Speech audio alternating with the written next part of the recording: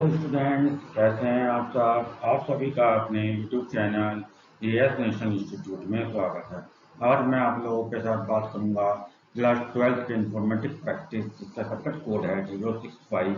Students NCERT book के अनुसार unit number 6 जिसका नाम है सोसाइटल इम्पैक्ट, इस यूनिट के बारे में हम डिस्कस करेंगे। लास्ट क्लास में स्टूडेंट हमने इस यूनिट का सॉफ्टवेयर पायरेसी के बारे में डिस्कशन किया था। जिन स्टूडेंट ने मेरी लास्ट वीडियो को नहीं देखा है तो प्लीज़ चैनल की प्ले लिस्ट में जा करके आप वीडियो को देख सकते हैं।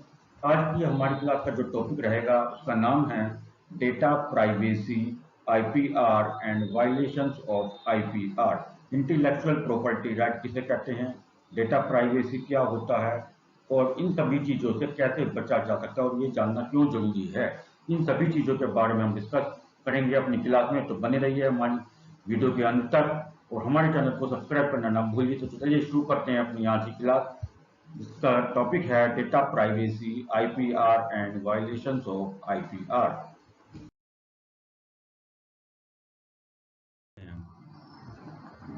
आज का फर्स्ट टॉपिक है हमारा डेटा प्रोटेक्शन। जैसे कि हमें नाम से ही पता लग रहा है कि डेटा को प्रोटेक्ट करना है। Data protection provides tools and policies to actually restrict access to the data which we stored digitally। जो भी हम डेटा अपना डिजिटल प्लेटफॉर्म पर डिजिटली अपना डेटा को स्टोर करते हैं, डेटा को सेव करते हैं, उनको एक्सेस करने के लिए कुछ पॉलिसीज हैं, कुछ रेस्ट्रिक्शंस हैं जिनका हमें ध्यान रखना चाहिए।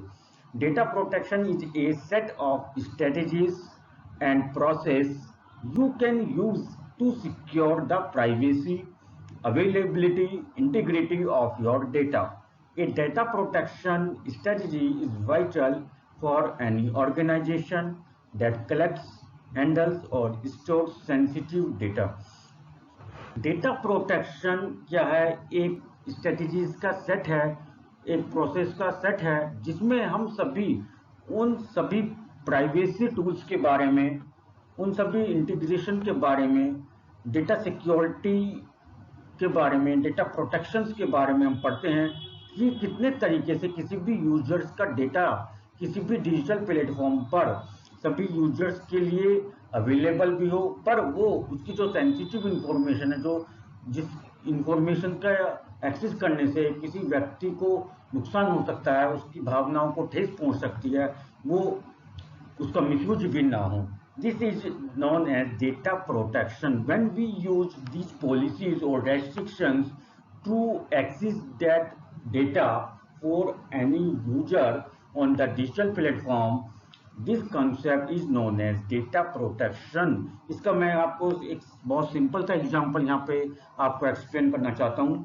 मान लीजिए आप जो है सीबीएसई बोर्ड का या किसी एग्जाम फॉर्म भरते हैं अपने बोर्ड एग्जाम में पार्टिसिपेट करने के लिए, तो आपकी जो भी पर्सनल इंफॉर्मेशन वहाँ पे बोर्ड को भेजी जाती है फॉर्म में फिल करने के बाद, वो बोर्ड की रिस्पॉन्सिबिलिटी है कि किसी भी स्टूडेंट की कोई भी पर्सनल इंफॉर्मेशन किसी भी डिजिटल प्लेटफॉर्म पर लीक ना करे, क्योंकि ऐसा करने से किसी भी स्टूडेंट के लिए वो मिसयूज का कारण बन सकती है और उसके कारण उस स्टूडेंट को काफ़ी ज़्यादा परेशानियों का सामना करना पड़ सकता है। इन सब चीज़ों के लिए जो वहाँ पे डेटा को प्रोटेक्ट करने के लिए टूल्स यूज किए जाते हैं उनको हम कहते हैं data protection.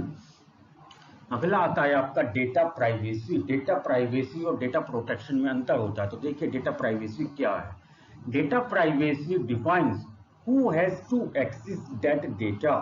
Data privacy define करता है कि किस प्रकार का डेटा अदर यूजर्स के द्वारा एक्सेस करा जा सकता है।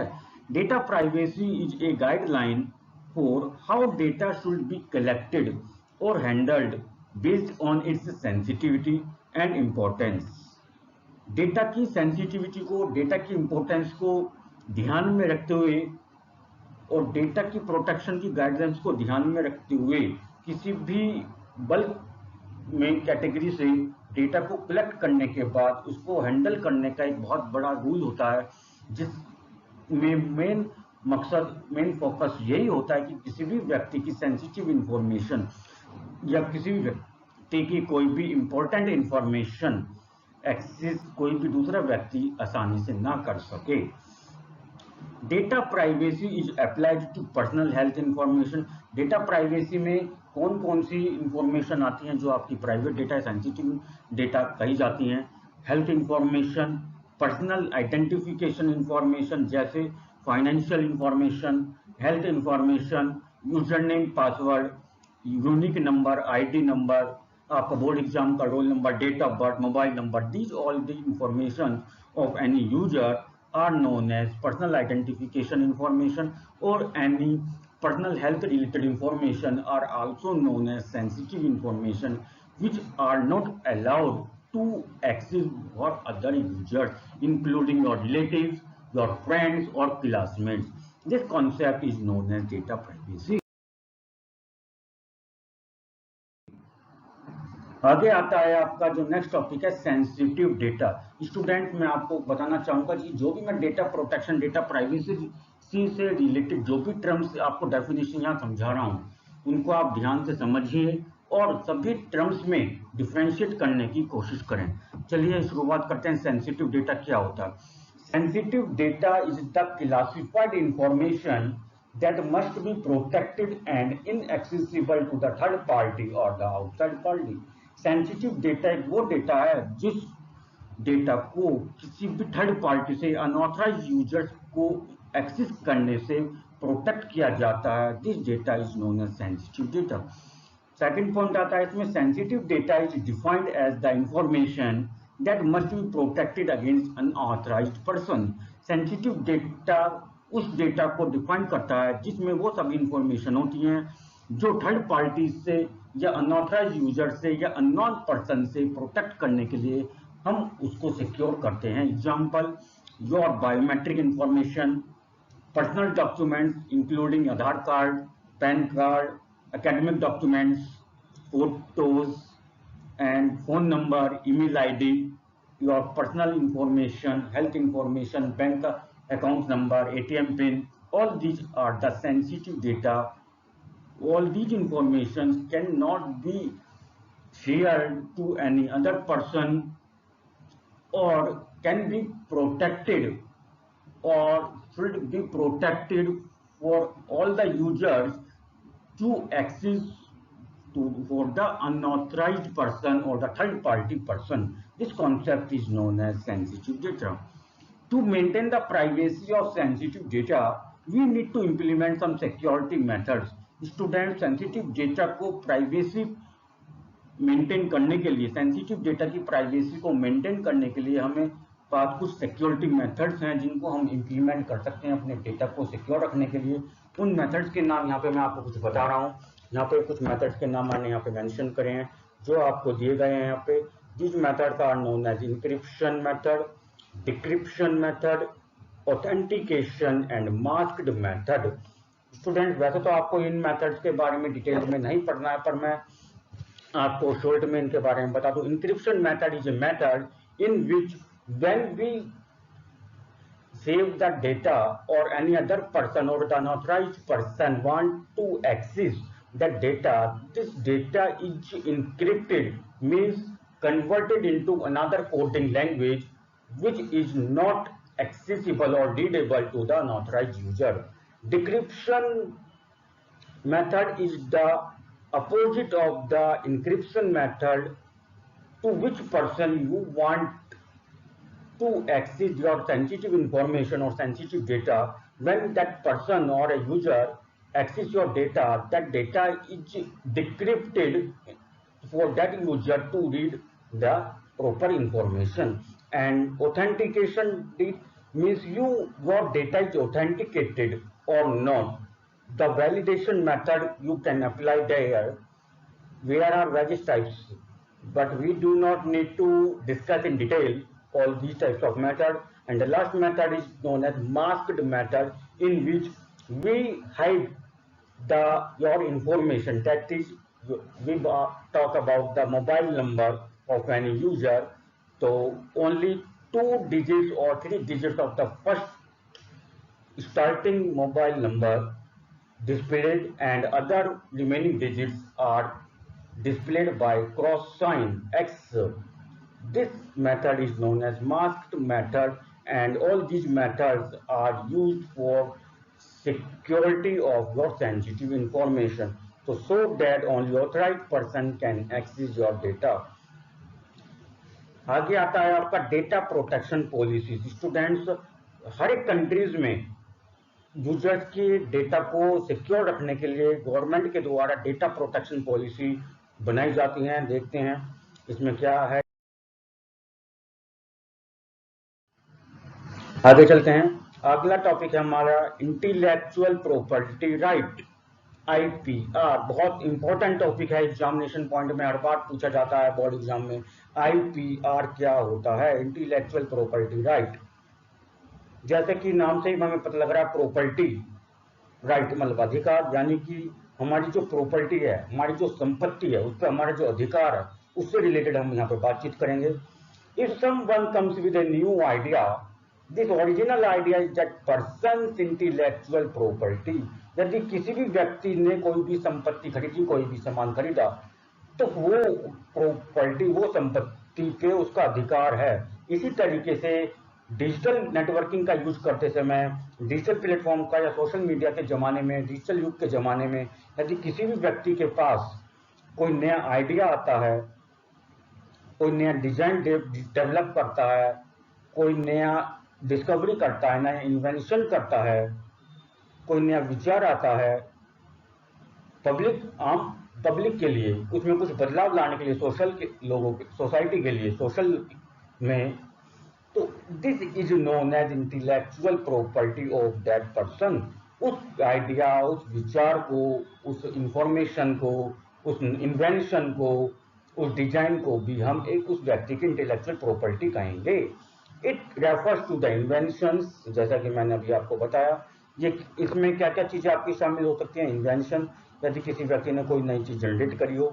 लिटरेरी एंड आर्टिस्टिक एक्सप्रेशन, उसने कोई नई बुक लिखी हो, नॉवल लिखा हो, कोई ड्राइंग बनाई हो। डिजाइन एंड सिंबल्स, कोई नया डिजाइन बनाया हो, कोई नया लोगो बनाया हो, कोई ब्रांड नेम बनाया हो।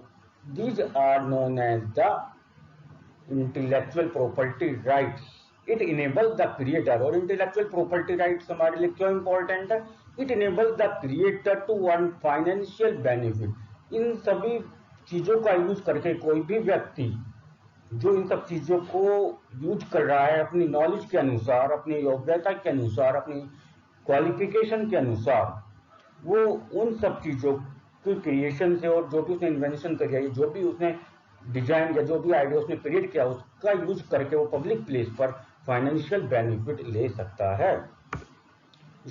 स्टूडेंट्स, मैं आपको बताना चाहूंगा कि इंटेलेक्चुअल प्रॉपर्टी राइट्स आपके 3 प्रकार के होते हैं। Intellectual property rights is legally protected through copyright, patent and trademark. All these are explained one by one in detail. First is copyright. Copyright grants legal right to the creators for their original work. Copyright एक वो property right है जो एक कानूनी अधिकार देता है उस व्यक्ति को, जिस व्यक्ति ने उसको क्रिएट किया है। किस टाइप का वर्क क्रिएट किया है? लाइक राइटिंग, यानी कोई भी नॉवल लिखा हो, कोई बुक लिखी हो, कोई भी डायरी लिखी हो, कोई फोटोग्राफ बनाई हो, कोई ऑडियो बनाया हो, कोई सॉन्ग वगैरह रिकॉर्ड किया हो, या कोई ग्राफिक्स या इस टाइप की कोई भी ऑडियो रिकॉर्ड की हो जो आज से पहले अभी तक कोई रिकॉर्ड ना कर सका हो, कोई वीडियो डिजाइन करी गई हो, या कोई भी आर्किटेक्चरल वर्क करा गया हो, कोई सॉफ्टवेयर डिजाइन करा हो, या इस टाइप का कोई भी क्रिएटिव वर्क किसी व्यक्ति के द्वारा करा गया हो। अगर वो व्यक्ति, वो पर्सन, वो यूजर अपने वर्क को दिखा करके गवर्नमेंट के पास रजिस्टर्ड करवा लेता है, वो कॉपीराइट रजिस्टर्ड करवा लेता है अपने वर्क पे, तो उसे कानूनी अधिकार दिया जाता है कि उसके बिना परमिशन के कोई भी व्यक्ति उसके वर्क को यूज नहीं कर सकता। It is granted to creators and authors. For example, coding of any application will be protected by copyright. Student, जैसे कि आप अभी सब इंफॉर्मेशन प्रैक्टिस पढ़ रहे हैं, कंप्यूटर साइंस के स्टूडेंट हैं, IT के स्टूडेंट्स हैं, तो आप कोडिंग भी सीख रहे हैं, पाइथन प्रोग्रामिंग आप सीख रहे हैं। आप चाहते हैं कोई भी एप्लीकेशन डेवलप करना, पर आप प्रॉपर तरीके से डेवलप नहीं कर पा रहे हैं, तो आपको क्या करा आपने? आपको कोई एप्लीकेशन मिली, जिसकी कोडिंग आपने ओपन करी और आपने क्या करा, उस कोडिंग को कॉपी पेस्ट करके अपनी एप्लीकेशन बनाने के लिए यूज किया, परंतु कॉपीराइट अगर वो कोडिंग है और वो चलिए आगे पढ़ते हैं। इसमें अगला आपको बताया जाए राइट्स ऑफ कॉपीराइट होल्डर। कोई भी व्यक्ति, कोई भी यूजर अपने किसी भी वर्क को, जो भी मैंने वर्क एक्सप्लेन करें, these are the works that are the under the category of copyright only. ये वर्क केवल कॉपीराइट कैटेगरी में ही आते हैं। हर टाइप का वर्क अलग अलग कैटेगरी में आता है, कुछ कॉपीराइट में आते हैं, कुछ पेटेंट में आएंगे, कुछ ट्रेडमार्क में। तो कॉपीराइट कैटेगरी में जितने भी वर्क मैंने आपको बताए हैं, अगर कोई भी व्यक्ति, कोई भी यूजर अपने मटेरियल को, अपने वर्क को कॉपीराइटेड करवा लेता है तो उसको क्या क्या अधिकार दिए जाते हैं। Right to copy a work, वो अपने वर्क की कॉपी प्रोवाइड करवा सकता है। Right to create a derivative work based upon it, उससे रिलेटेड कोई भी वर्क डेवलप कर सकता है, डिजाइन कर सकता है। Right to distribute copies of work to public, उसको पब्लिकली डिस्ट्रीब्यूट कर सकता है। And right to publicly display of work, it prevent others from copying and selling the work. और पब्लिकली डिस्प्ले कर सकता है अपने टैग के द्वारा, अपने नेम्स के द्वारा, और अदर यूजर्स को कॉपी करने के लिए, उसको सेल करने के लिए, उसका मिसयूज करने के लिए, उसका यूज करने के लिए परमिशन नहीं दे, ये उसको राइट्स मिलते हैं। जैसे मैंने आपको यहाँ पे एग्जाम्पल के द्वारा समझाने की कोशिश करी है। एग्जाम्पल है the writer Munshi Premchand holds the copyright to his novel the tale of two auction. Munshi Premchand Hindi के एक बहुत जाने माने लेखक हैं, आप सभी जानते भी होंगे। उन्होंने अपना एक उपन्यास लिखा था, नॉवल लिखा था इंग्लिश में जिसको हम बोल सकते हैं, और उपन्यास या जो उन्होंने अपना नॉवल लिखा था the tale of two auction, दो बैलों की कथा, इसको हिंदी में शीर्षक दिया गया था। जब उन्होंने उस शीर्षक को, उस नॉवल को लिखा, दो बैलों की कथा, इंग्लिश में ट्रांसलेट करते हैं the tale of two auction, if any one of the user from all of them or about them and use the parts or some parts of that novel in our book without the permission of that writer, means that is Munshi Premchand, it would be an infringement of the writer's copyright। यदि हम मुंशी प्रेमचंद लेखक जी के बिना permission के या उनके copyright इन कानूनों का पालन न करने या उन्हें बिना पेमेंट करे या उनसे बिना लाइसेंस प्राप्त करे हम उनके नॉवल का कुछ हिस्सा अपनी बुक में, अपने डॉक्यूमेंट में डालना चाहते हैं या उसको कॉपी करते हैं, उस पूरे नॉवल के कंटेंट को, तो हम कॉपीराइट के इन्फ्रिंजमेंट में हम आ जाएंगे। हम ऐसा नहीं, बिल्कुल नहीं कर सकते हैं। If someone use part of that novel without the permission to use other copyrighted material, one needs to obtain a licence और परमिशन फ्रॉम देम। यदि आप ऐसा यूज करना चाहते हैं तो आपको उसके लिए एक या तो उनसे परमिशन लेनी पड़ेगी या लाइसेंस लेना पड़ेगा। वो किसी भी फॉर्म में हो सकता है। आपका यूजर आईडी पासवर्ड से आपको ऑथेंटिकेटेड यूजर्स के रूप में बताना पड़ेगा कि आप उनके कंटेंट का मिस यूज नहीं करेंगे, आप कहाँ कहाँ यूज करेंगे, आपको उनके उसको यूज करने के लिए उनके लिए पेमेंट भी देनी पड़ सकती है। अलग अलग मेथड्स हो सकते हैं उनसे परमिशन लेने के लिए। तो ये सब चीज़ों को आपको ध्यान रखना होगा। अगर आप किसी भी मटेरियल को कहीं से भी, इंटरनेट से भी, किसी वेबसाइट से भी अगर आप उसको कॉपी पेस्ट कर रहे हैं तो आपको पहले चेक करना चाहिए कि वो मटेरियल जिसको हम कॉपी पेस्ट करना चाह रहे हैं, वो जिसके द्वारा वो वहाँ पे अपलोड किया गया, जिसके द्वारा वो एडिट किया गया, वो आपको परमिशन देता है, फ्री ऑफ कॉस्ट नहीं देता है। अगर वो नहीं देता और आप ऐसा कर रहे हैं तो आप कॉपीराइट इन्फ्रिंजमेंट के दायरे में आ।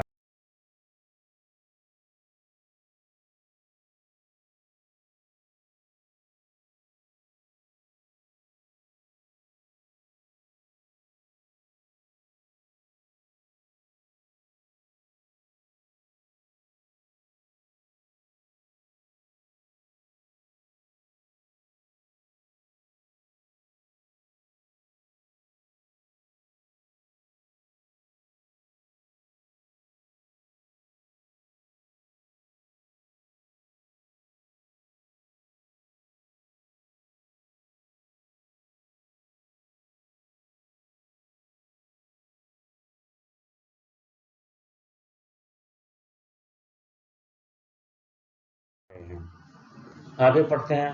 अगला टॉपिक है हमारा patent. This is the second category of the IPR, intellectual property right. Patent, patent में पढ़ेंगे हम ए patent is usually granted for invention. Student, जैसे कि मैंने अभी आपको बताया था कि कॉपीराइट में किन किन मटेरियल्स का यूज करते हैं, किन किन वर्क का यूज करते हैं, इसी तरीके से पेटेंट में कोई सी भी यूजर के द्वारा यदि कोई न्यू इन्वेंशन करी जा रही है, कोई नया प्रोडक्ट डिस्कवर किया जा रहा है, नया प्रोडक्ट लॉन्च किया जा रहा है, डिजाइन किया जा रहा है प्रॉपर वर्किंग कंडीशन में। डिजाइन का मीन्स केवल ये नहीं कि आपने कोई डिजाइन बना दिया, मीन्स कोई नया प्रोडक्ट बनाना है, कोई नया फंक्शन बनाना है, एप्लीकेशन बनानी है, कोई नया डिस्कवरी करनी है, और वो फंक्शनिंग कैसे करेगी आपको ये भी एक्सप्लेन करना है, और फंक्शन करते समय फंक्शनिंग करवा के भी दिखानी है। The inventor needs to apply for patent office और हर इन्वेंशन। तो उस केस में इन्वेंटर को, उस यूजर को अपने इन्वेंशन को सिक्योर करने के लिए, पेटेंट करवाने के लिए आवश्यकता है। When A patent is granted, जैसे ही एक पेटेंट ग्रांटेड होगी, यानी कि उस प्रोडक्ट को गवर्नमेंट के द्वारा, भारत सरकार के द्वारा पेटेंट प्रोवाइड करवा दिया जाएगा, उसका प्रोडक्ट जो है रजिस्टर्ड हो जाएगा, पेटेंटेड हो जाएगा। The owner gets right to prevent others from using, selling और डिस्ट्रीब्यूटिंग द प्रोटेक्टेड इन्वेंशन। अब वो व्यक्ति जिसने वो क्रिएट किया है, उसके पास अधिकार मिल जाएगा भारत सरकार की तरफ से कि वो व्यक्ति, वो यूजर अदर यूजर्स के लिए वो प्रोडक्ट, वो इन्वेंशन कैसे प्रोवाइड करवाना चाहता है, उसे बेचना चाहता है, उसको डिस्ट्रीब्यूट करना चाहता है, या उसके बेसिस पर वो लाइसेंस देना चाहता है या पेमेंट देना चाहता है। दिस इट ही और she have a right to provide the permission to use that product or that invention which is created by him or herself. It gives full control to the patentee। ये patentee को, यानी कि जिसने वो create किया, उसको पूरा अधिकार देता है to डिसाइड करने के लिए, निर्णय लेने के लिए whether or how invention can be used by other, कि किसी भी दूसरे व्यक्ति के द्वारा, जो उसके द्वारा इन्वेंशन क्रिएट की गई है, इन्वेंशन डिजाइन या कोई नया प्रोडक्ट बनाया गया, और दूसरे व्यक्ति के द्वारा वो कैसे प्रयोग किया जाएगा। It encourages inventor to share their scientific findings with others. दूसरे, ऐसा भी हो सकता है कि वो केवल प्रोडक्ट को यूज करने के लिए परमिशन दे, उसने उस बनाने के लिए क्या साइंटिफिक प्रैक्टिस का यूज किया रहा था, किस प्रकार की मैथमेटिकल कैलकुलेशंस यूज करी, क्या क्या क्या लॉजिक उसने यूज करे, किस प्रकार की कोडिंग्स उसने यूज करी, वो इन सब चीजों को नाम बताइए, उसका अधिकार है। परंतु एक चीज हमें ध्यान रखनी होगी, patent protects an invention for 20 years after which it can be freely used. Student, पर आपको एक बात ध्यान रखनी होगी, कोई भी यूजर, कोई भी पेटेंटी के द्वारा कोई भी प्रोडक्ट पेटेंट करवाया जाता है, वो केवल पेटेंट 20 साल तक, 20 years तक ही रहता है। 20 years के बाद जमाना बदलता जाता है, जनरेशन चेंज हो जाती है, युग चेंज हो जाता है, न्यू जनरेशन आ जाती है, न्यू डेवलपमेंट हो जाता है, तो नए जमाने, न्यू टेक्नोलॉजीज आ जाती हैं, उसके अकॉर्डिंग हमारा जो वो प्रोडक्ट है वो इतना पॉपुलर नहीं रह पाता है जितना 20 years पहले उसको क्रिएट किया गया था। तो 20 years बाद वो प्रोडक्ट पब्लिक के लिए फ्री और पोस्ट अवेलेबल हो जाता है। ठीक है, this is the concept of the patent. आगे पढ़ते हैं। अगला आपका जो third category of intellectual property right, this is known as trademark. Trademark में हम पढ़ेंगे, it includes symbol, word, name, design, slogan and label. किसी भी व्यक्ति ने कोई भी सिंबल डिजाइन किया, कोई भी चिन्ह डिजाइन किया जो अभी तक डिजाइन ना करा गया हो, जैसे हम देखते हैं रुपीज को पहले हम RS के फॉर्म में लिख पाते थे, और आज के समय में पिछले कुछ सालों से हम रुपए का साइन यूज कर रहे हैं, रह करके जो हिंदी में हम यूज करते हैं। चलिए आगे चलते हैं। अगला है हमारा लाइसेंसिंग। लाइसेंसिंग जैसे हमें नाम से ही पता लग रहा है, लाइसेंस प्रोवाइड करना। देखते हैं इसमें क्या होता है। Licensing and copyright are two sides of the same coin. एक ही सिक्के के दो पहलू हैं, लाइसेंसिंग एंड कॉपीराइट। ये licence is a type of contract और a permission agreement between the creator of an original work permitting someone to use their work generally for some price। Licence एक प्रकार का कॉन्ट्रैक्ट होता है creator और user के बीच में, एक प्रकार का एग्रीमेंट होता है, कॉन्ट्रैक्ट होता है कि रजिस्टर्ड रूप में एक एग्रीमेंट होता है कि इतने समय तक मैं आपके इस प्रोडक्ट को यूज करूंगा, तो आप मुझे इतने समय के लिए लाइसेंस दे दीजिए। उसके लिए उसे कुछ प्राइस भी देना पड़ता है, तो उतने समय के लिए वो लाइसेंस वो देते थे। जैसे कि एग्जांपल के रूप में हम यहाँ पे समझ सकते हैं, जैसे कि आप एंटीवायरस अपने सिस्टम में यूज करते हैं, तो एंटीवायरस जब हम परचेज करते हैं तो वो 1 ईयर के लिए मोस्टली हम लेते हैं, तो 1 ईयर के बाद डेट टू डेट ऑटोमेटिकली उसका लाइसेंस कंप्लीट हो जाता है, तो हमें लाइसेंस यानी कि दोबारा उसको रिन्यूअल करवाने के लिए हमें क्या करना, पेमेंट करना होता है। This is known as the concept of licensing. अगला टॉपिक है आपका सॉफ्टवेयर लाइसेंस। इसी तरीके से हम जो भी हम एप्लीकेशन सॉफ्टवेयर आज के समय में यूज कर रहे हैं, अलग अलग प्रकार का वर्क करने के लिए, अलग अलग प्रकार की अपने सिस्टम पे एप्लीकेशन या प्रोग्रामिंग डेवलप करने के लिए, सीखने के लिए, these are the license there.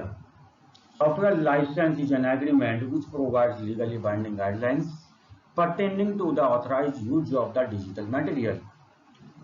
Software licence भी एक प्रकार का एग्रीमेंट है जो कानूनी रूप से गाइडलाइंस को फॉलो करते हुए, गाइडलाइंस को ध्यान में रखते हुए ऑथराइज्ड यूजर्स को,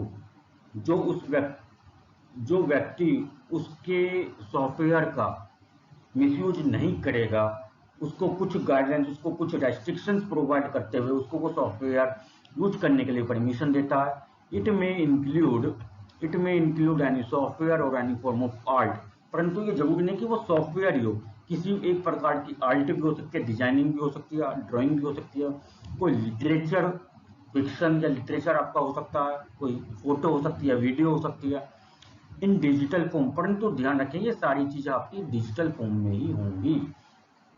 इसी डिजिटल फॉर्म होने की वजह से इसको यहाँ पे सॉफ्टवेयर लाइसेंसिंग का कंसेप्ट का नाम दिया गया है। Any resources posted on the internet must be downloaded, used or distributed according to the guidelines given in the license agreement. आप उस यूजर्स के द्वारा जो भी इंटरनेट पर इंफॉर्मेशन या रिसोर्सेज अवेलेबल हैं, अगर आप उनको डाउनलोड करते हैं या डिस्ट्रीब्यूट करते हैं, तो उसके द्वारा जो रेस्ट्रिक्शंस या जो गाइडलाइंस आपको यूज करने के लिए प्रोवाइड करवाई गई हैं, उन गाइडलाइंस को आपको फॉलो करना होगा। या लाइसेंस एग्रीमेंट में जो आपका एग्रीमेंट हुआ, जिन जिन पॉइंट्स पर आपको रेस्ट्रिक्शंस प्रोवाइड करवाए गए हैं, उन रेस्ट्रिक्शंस का आपको फॉलो करना होगा। यदि आप ऐसा नहीं करते हैं, if you failure to follow such guidelines is considered as an infringement of intellectual property right. यदि आप ऐसा नहीं करते हैं तो आप आईपीआर के नियमों का दुरुपयोग कर रहे हैं। Infringement of IPR and it is a criminal offence, और ये एक कानूनी रूप से गलत है और इसका आपको भुगतान भी करना पड़ सकता है और परेशानियों का सामना भी करना पड़ सकता है।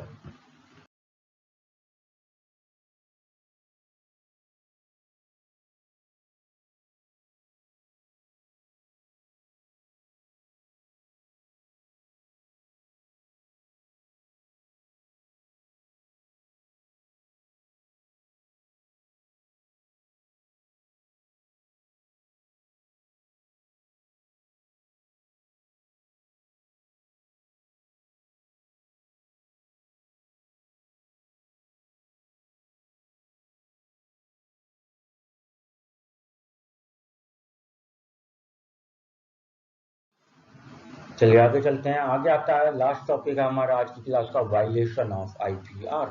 इंटेलेक्चुअल प्रॉपर्टी राइट का जो वायलेशंस हैं, यानी कि अगर आप, जो मैंने आईपीआर में आपको 3 कैटेगरीज में अलग अलग रजिस्टर्ड अपने प्रोडक्ट करवाने के लिए बताए, कॉपीराइट, पेटेंट एंड ट्रेडमार्क, अगर आप उनको फॉलो नहीं करते हैं तो आपको किन परेशानियों का सामना करना पड़ सकता है।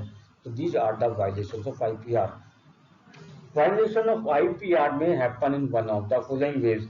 तो आईपीआर भी स्टूडेंट 3 प्रकार के होते हैं।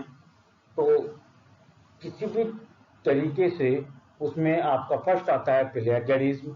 With the availability of internet we can instantly copy और शेयर टेक्स्ट, पिक्चर्स और वीडियोस।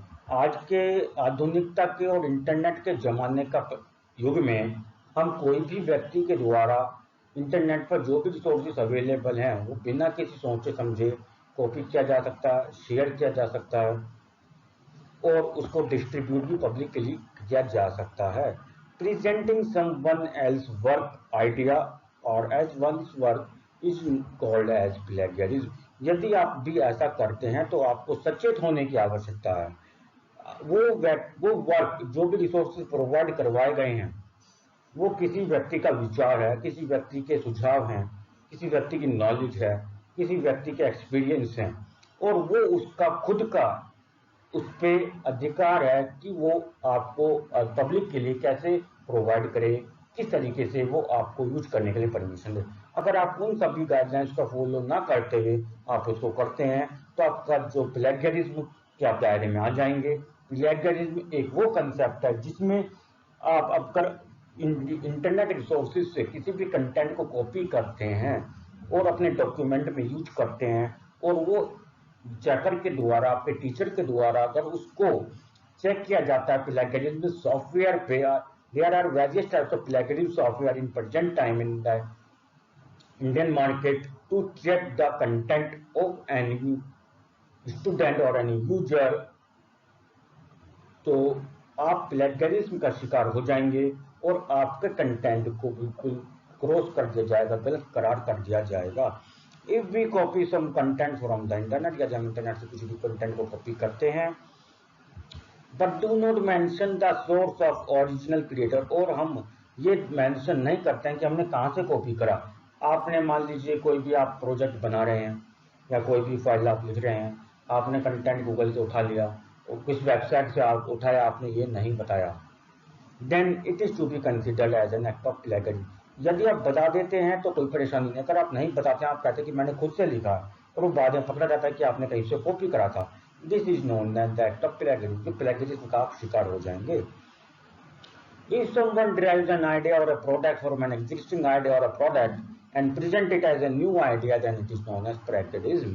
यदि कोई भी व्यक्ति किसी भी व्यक्ति के विचार को या प्रोडक्ट को मॉडिफिकेशन करके, एडिटिंग करके उस प्रोडक्ट को अपना नाम देके पब्लिश करवाना चाहता है, दिस एक्ट और this concept is known as plagiarism. Second violation आता है आपका कॉपीराइट इंफ्रिंजमेंट।